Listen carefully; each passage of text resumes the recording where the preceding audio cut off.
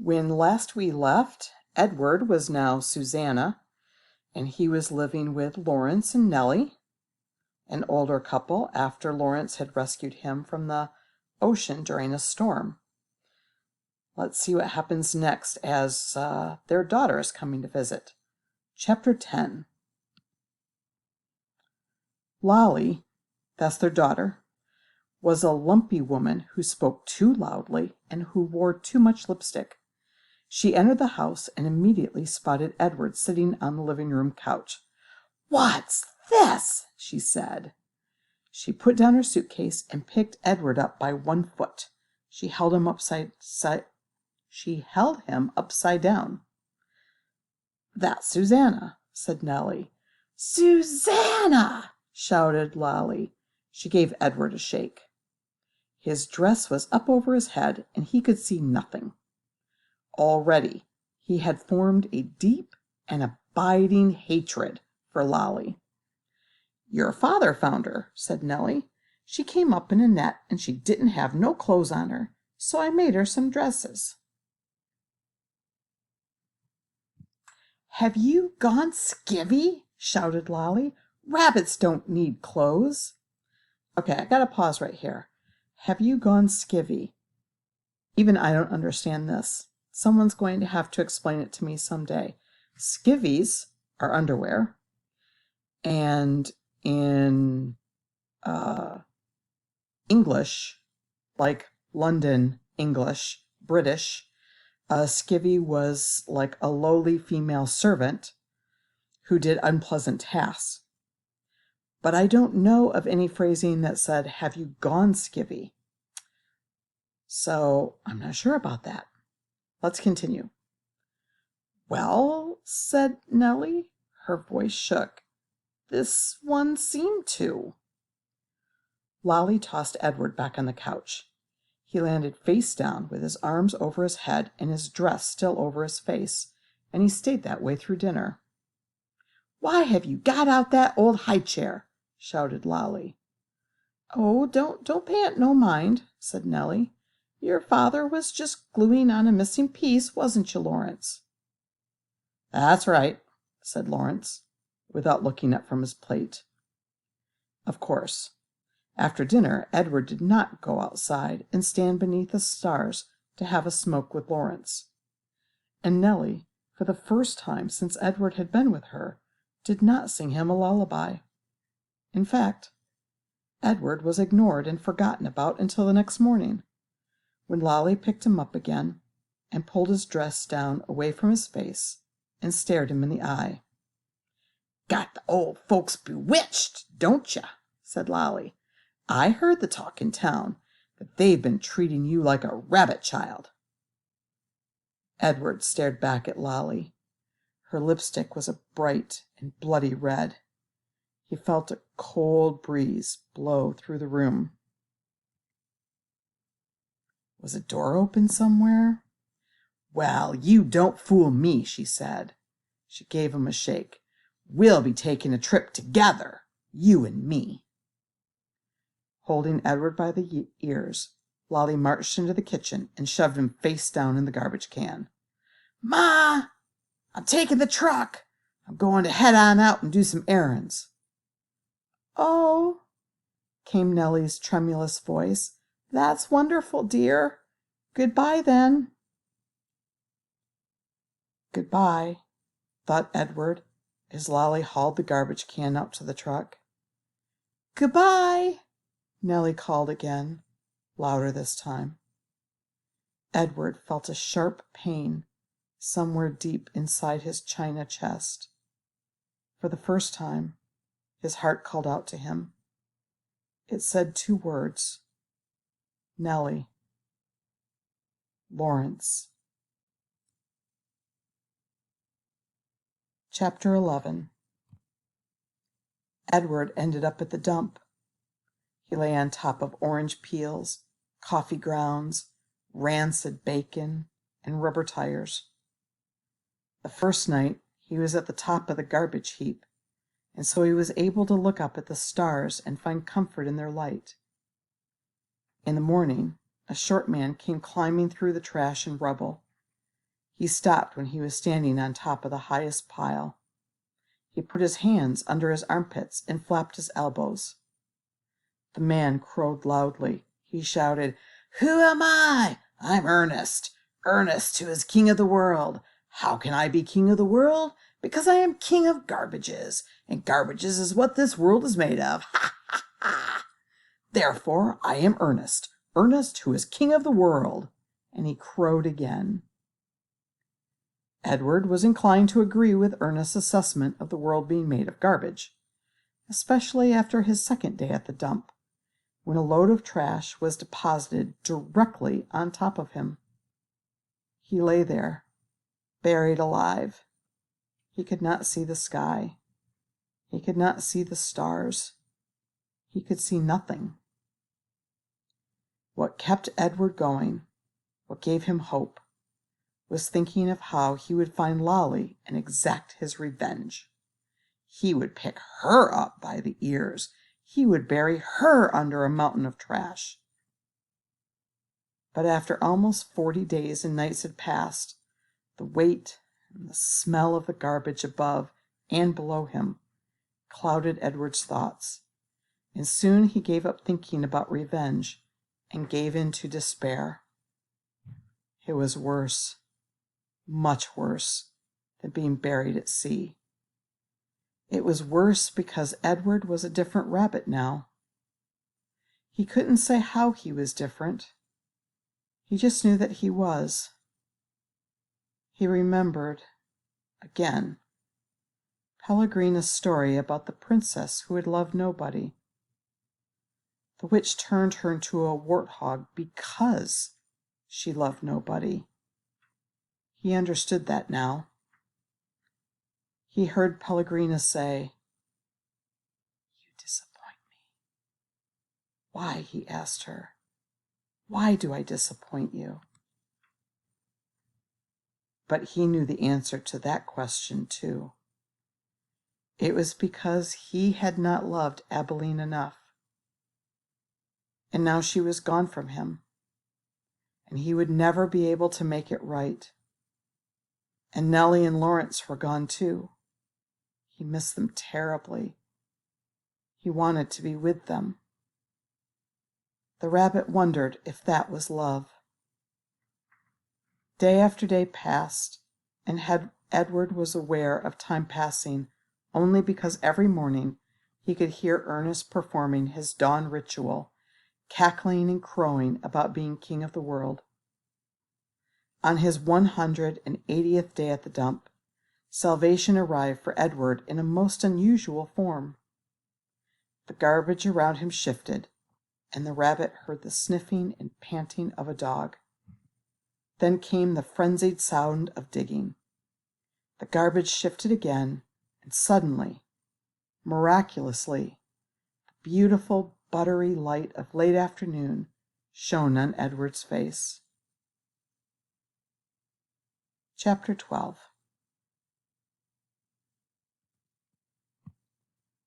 Edward did not have much time to savor the light, for the dog suddenly appeared above him, dark and shaggy, blocking his view. Edward was pulled out of the garbage by his ears, dropped, then picked up again, this time around the middle, and shaken back and forth with a great deal of ferocity. The little dog growled deep in its throat and then dropped Edward again and looked him in the eye. Edward stared back. "Hey! Get out of here, you dog!" It was Ernest, king of garbages, and therefore king of the world. The dog grabbed Edward by his pink dress and took off running. "That's mine! That's mine! All garbages is mine! You come back here!" But the little dog did not stop. The sun was shining, and Edward felt exhilarated. Who, having known him before, would have thought that he could be so happy now, crusted over with garbage, wearing a dress, held in the slobbery mouth of a dog, and being chased by a madman? But he was happy. The dog ran and ran until they reached a railroad track. They crossed over the tracks, and there, underneath a scraggly tree, in a circle of bushes, Edward was dropped in front of a large pair of feet. The dog began to bark. Edward looked up and saw that the feet were attached to an enormous man with a long, dark beard. "What's this, Lucy?" said the man. He bent and picked up Edward. He held him firmly around the middle. "Lucy, I know how much you enjoy rabbit pie." Lucy barked. Yes, yes, I know. Rabbit pie is a true delight, one of the pleasures of our existence." Lucy let out a hopeful yip. "And what we have here, what you have so graciously delivered to me, is definitely a rabbit. But the best chef in the world would be hard-pressed to make him into a pie." Lucy growled. "This rabbit is made of china, girl." The man held Edward closer to him. They looked each other in the eye. "You're made of china, aren't you, Malone?"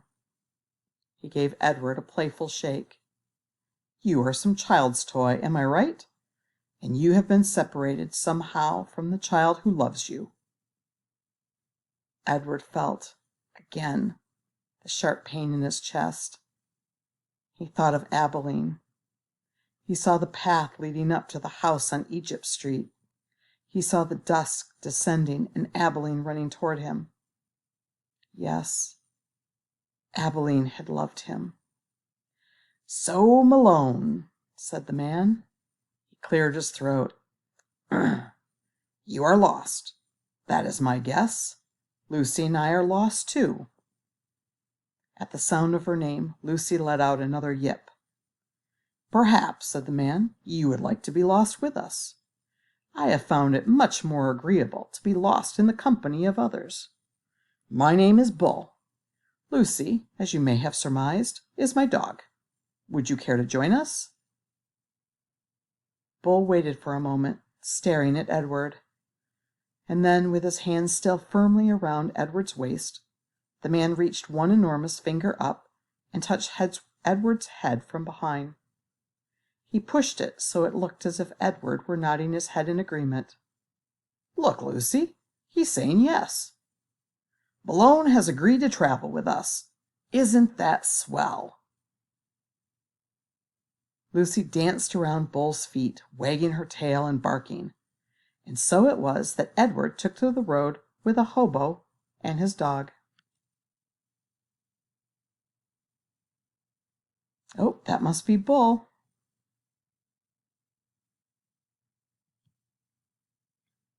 They traveled on foot. They traveled in empty railway cars. But they were always on the move. "But in truth," said Bull, "we are going nowhere. That, my friend, is the irony of our constant movement." I'm pretty sure this book is set around the 1930s.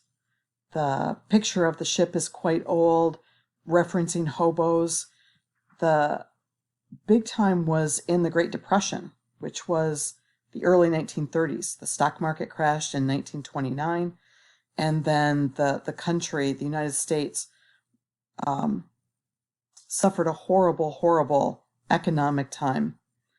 And here's a real picture of a hobo jumping onto a moving freight train.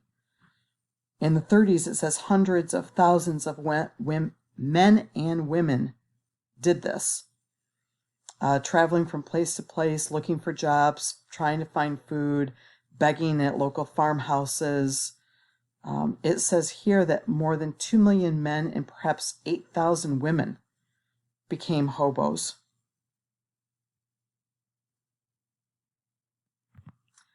Of course, you can't use Wikipedia for research purposes, but this is a great reason to use Wikipedia right here, just to find out a little bit more about hobos. So a hobo is a migrant worker or homeless vagrant. So it's someone who works, who goes from place to work, and is usually impoverished, really, really poor. So there's, unlike a tramp who works only when forced to, and a bum who does not work at all, a hobo is a traveling worker. So not a bad thing. And Bull sure sounds like a nice guy. Let's find out what happens next. Edward rode in Bull's bedroll slung over Bull's shoulder with only his head and ears sticking out. Bull was always careful to position the rabbit so that he was not looking down or up, but was instead forever looking behind him, at the road they had just traveled. At night they slept on the ground under the stars.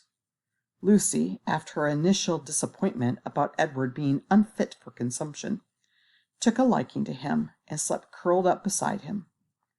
Sometimes she even rested her muzzle on his china stomach, and then the noises she made in her sleep, whimpering and growling and chuffing, resonated inside Edward's body.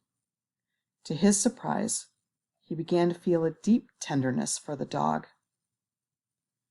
During the night, while Bull and Lucy slept, Edward, with his ever-open eyes, stared up at the constellations. He said their names, and then he said the names of the people who loved him. He started with Abilene, and then went to Nellie and Lawrence, and from there to Bull and Lucy, and then he ended again with Abilene. Abilene, Nellie, Lawrence, Bull, Lucy, Abilene. See, Edward told Pellegrina, I am not like the princess. I know about love. There were times, too, when Bull and Lucy gathered around a campfire with other tramps. Bull was a good storyteller and an even better singer. Sing for us, Bull, the men shouted. Bull sat with Lucy leaning against his leg, and Edward balanced on his right knee, and he sang from somewhere deep inside himself. Just as Edward could feel Lucy's whimpers and growls resonate through his body at night, he could also feel the deep, sad song of Bull's songs move through him. Edward loved it when Bull sang. And he was grateful to Bull, too, for sensing that a dress was not the right kind of clothing for Edward. Malone, said Bull one night, it's not my desire to offend you or to comment negatively on your choice of garb, but I'm forced to tell you that you stick out like a sore thumb in that princess dress. And also, again, with no wish to offend you, the dress has seen better days. Nellie's beautiful dress had not fared well at the dump, or in its subsequent ramblings with Bull and Lucy. It was so torn and dirty and full of holes that it barely resembled a dress anymore. I have a solution, said Bull, and I hope that it meets with your approval. He took his own knit stocking cap and cut a big hole in the top of it and 2 small holes on the side of it, and then he took off Edward's dress. Look away, Lucy, he said to the dog. Let's not embarrass Malone by staring at his nakedness. Bull slid the hat over Edward's head and pulled it down and poked his arms through the smaller holes. There you go. Now you just need some pants. The pants Bull made himself, cutting up several red handkerchiefs and sewing them together so that they formed a makeshift covering for Edward's long legs. Now you have the proper outlaw look, said Bull, standing back to admire his work. Now you look like a rabbit on the run. Chapter 14. At first, the others thought that Edward was a great good joke. A rabbit, the hobo said, laughing. Let's chop him up and put him in the stew pot. Or when Bull sat with Edward carefully balanced on his knee, one of them would call out, Got yourself a little dolly, Bull? Edward, of course, felt a surge of anger at being referred to as a dolly. But Bull never got angry. He simply sat with Edward on his knee and said nothing. Soon the men became accustomed to Edward, and word of his existence spread. So it was that when Bull and Lucy stepped up to a campfire in another town, another state, another place entirely, the men knew Edward and were glad to see him. "Malone!" they shouted in unison. And Edward felt a warm rush of pleasure at being recognized, at being known. Whatever it was that had begun in Nellie's kitchen, Edward's new and strange ability to sit very still and concentrate the whole of his being on the stories of another became invaluable around the hobo campfire. "Look at Malone," said a man named Jack one evening. "He's listening to every dang word." "Certainly," said Bull. "Of course he is." Later that night, Jack came and sat next to Bull and asked if he could borrow the rabbit. Bull handed Edward over, and Jack sat with Edward upon his knee. He whispered in Edward's ear. "Helen," Jack said, "and Jack Jr., and Taffy. She's the baby. Those are my kids' names. They're all in North Carolina. You ever been to North Carolina? It's a pretty state. That's where they are. Helen, Jack Jr., Taffy. You remember their names. Okay, Malone?" After this, wherever Bull and Lucy and Edward went, some tramp would take Edward aside and whisper the names of his children in Edward's ear. Betty, Ted, Nancy, William, Jimmy, Eileen, Skipper, Faith. Edward knew what it was like to say over and over again the names of those you had left behind. And in his listening, his heart opened wide, and then wider still. The rabbit stayed lost with Lucy and Bill for a long time. Almost 7 years passed, and in that time Edward became an excellent tramp, happy to be on the road, restless when he was still. The sound of the wheels on the train tracks became a music that soothed him. He could have ridden the rails forever.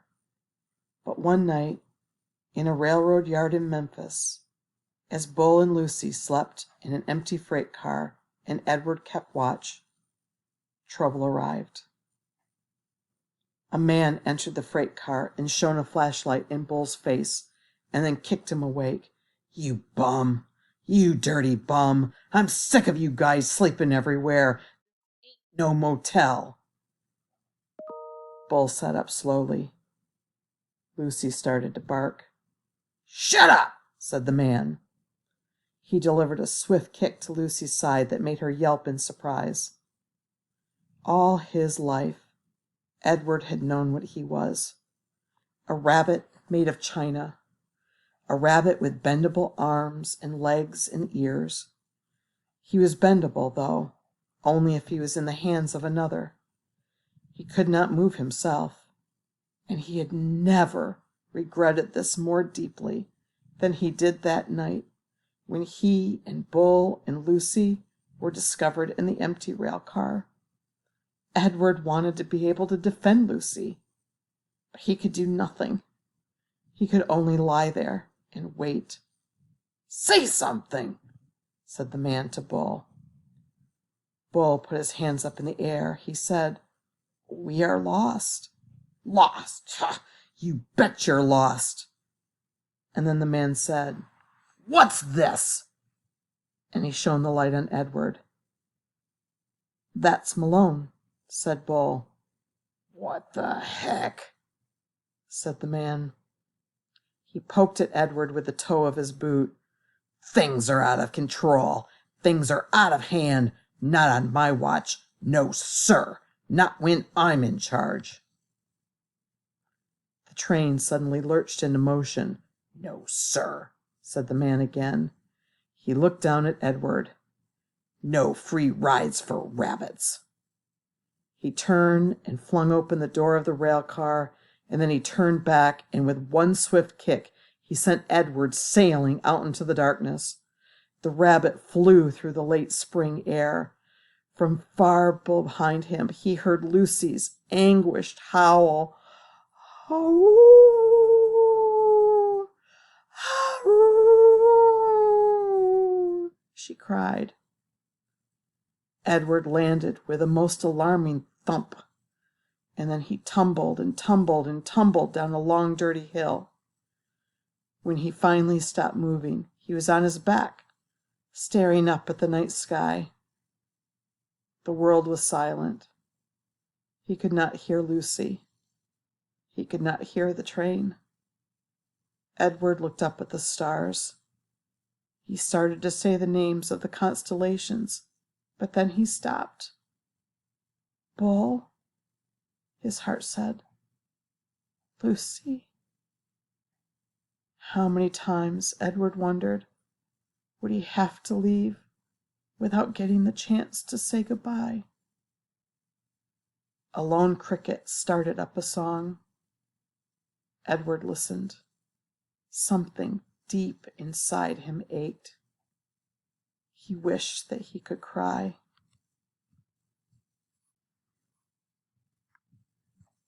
Okay, one more chapter for today. Chapter 15.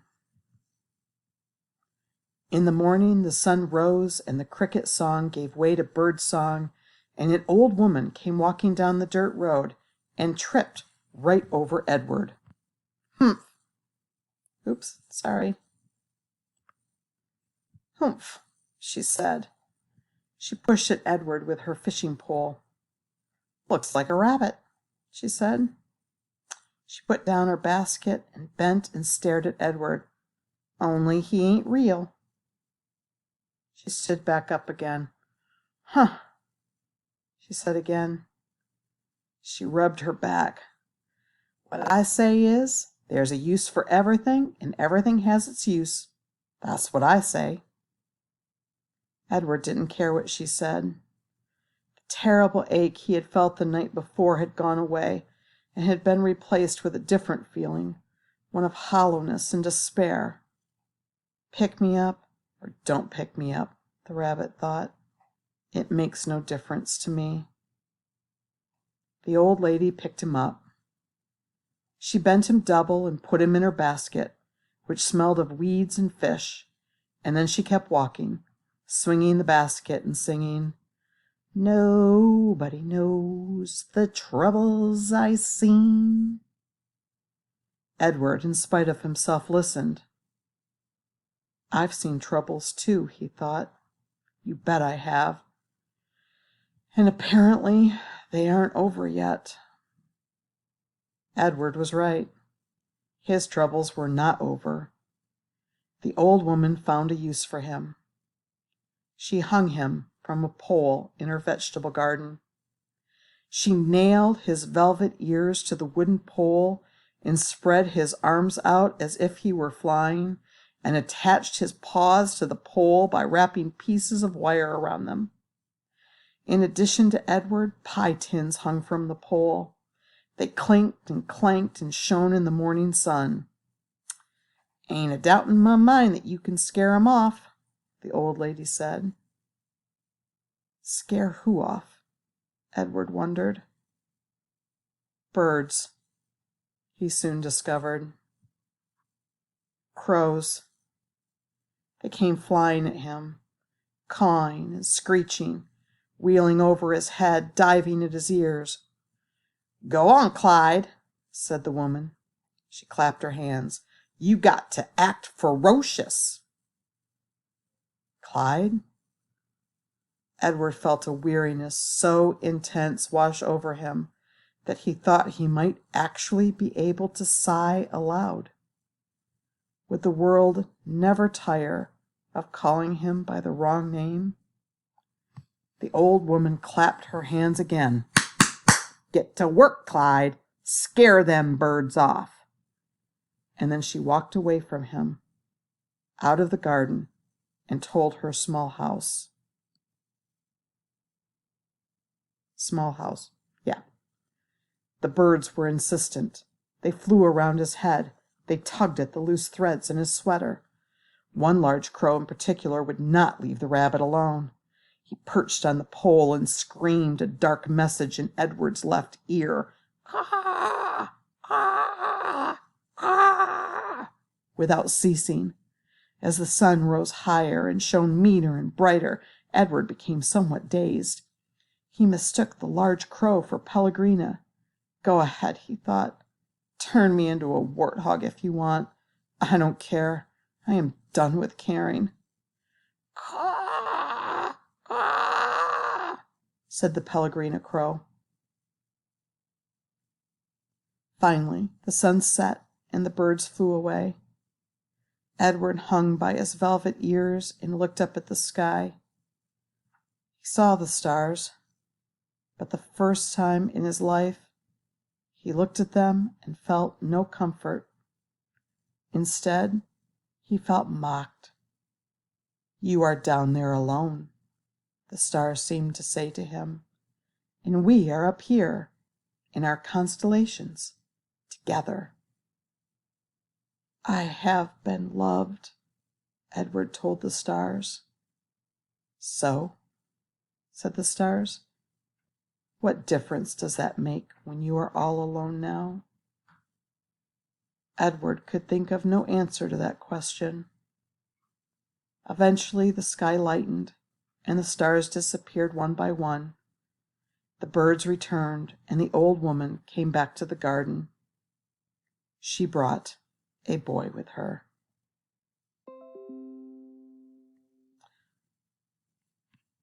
Okay, we will stop there and begin chapter 16 tomorrow.